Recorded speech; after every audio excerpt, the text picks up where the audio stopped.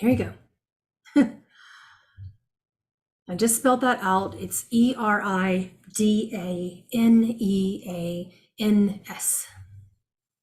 So they come from the Eridanus constellation, which is the sixth longest constellation in our skies. They're also, well, they're kind of like, some people think that they're tall whites. Some people call them the tall whites. They're very Nordic looking, typically with blonde hair or sometimes brown, albeit rare. Very light skin, very tall, typically very light blue or green or combination of both blue and green eyes. And they will have like white skin or very light blue skins that kind of like glistens like sunlight off of a lake in the morning. They're very beautiful creatures. So they are part of the Galactarian alignment. They do follow the cosmic law of one.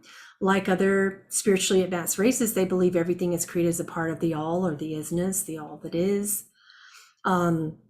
Various aspects of the one self. So they have a capacity to see their strengths and weaknesses in others, even when those beings can't see that.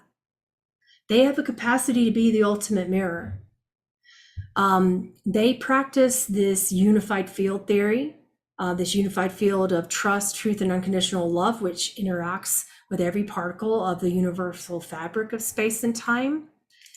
Their agenda is the Melchizedek Starseed program. The training involved to become a starseed is incredibly extensive, because you're always incarnating and reincarnating without any of your cosmic memories, into these dualistic worlds that are incredibly uncomfortable. So the Eridanian consciousness as a whole wasn't ready to step out of its comfort zone and actually participate in the program until very recently. And I say that recent expansion began in around 2020, specifically February of 2020. So that's interesting, right? So when they made that decision was really heavy on them to do this or not, and they pondered it for like 3 entire millennia. And then they started off slowly. They insisted about 100 Eridanieans to train, for the Melchizedek Starseed program. And after completing, a few successful missions, they shared their experiences with their world, and their spiritual council was unanimous and officially joined the Starseed program. So they have had hundreds of thousands of volunteers since making that decision. And these are the beings that we're calling new starseeds or new souls.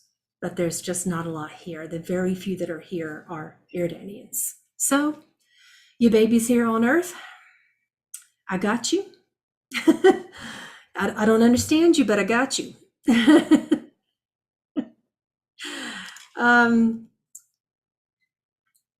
I do have a picture, but it's not rendered very well. So it's just the best description that I can show you, and I will share it with you now.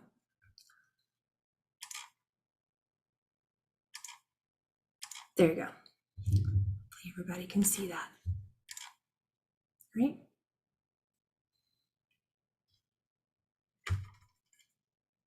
They're typically really innocent looking. All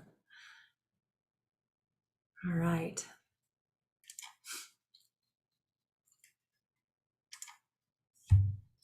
So they do have Galactarian motherships and starships and thought ships and fleet ships and scout ships, etc. They do use biological supercomputers for travel. Those ships are designed by sacred geometrical shapes and technologies. They do incorporate all the crystalline technology that we've talked about from the other races, star energy, sun energy, etc., gametine, etc., for symbiotic travel. So this craft becomes one with the universal element so that you can't see it or detect it or destroy it. So they are very telepathic. Their agenda is harmony, so they can harmonize their mind, their body, their soul through advanced meditation practices. So a lot of the yogis that became realized also, carried over practices from, the Eridanieans. A second.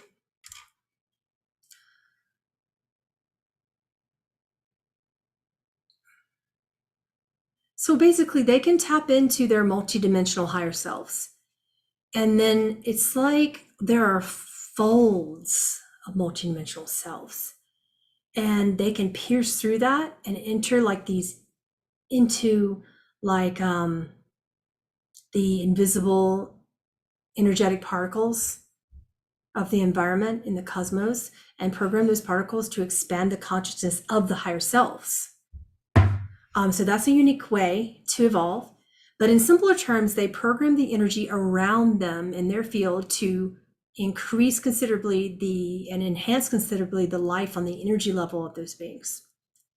So they are also called watchers, but in a different capacity from the race called the watchers. And the only reason why they're sometimes called watchers is because they watch the 12 creational timelines and make sure that everything is going well. You know, because artificial timelines hijack the original divine timelines through false holographic projections by the Orion Empire. And the starseeds matrix, when rising out of duality, is comprised as the artificial timelines that confuses the body matrix that's connected to the potential for ascension in humans.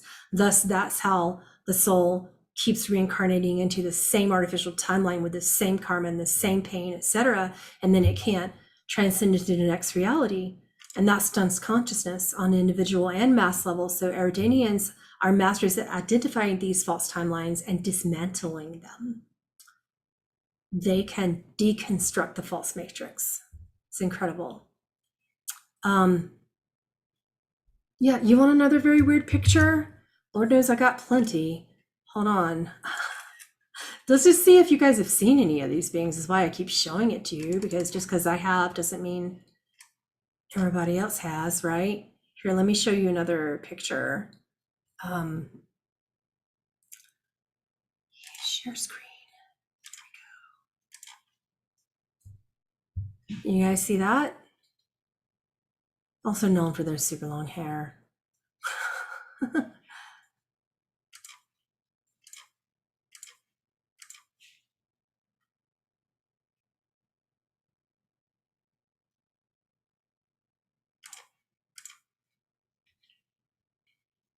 All right.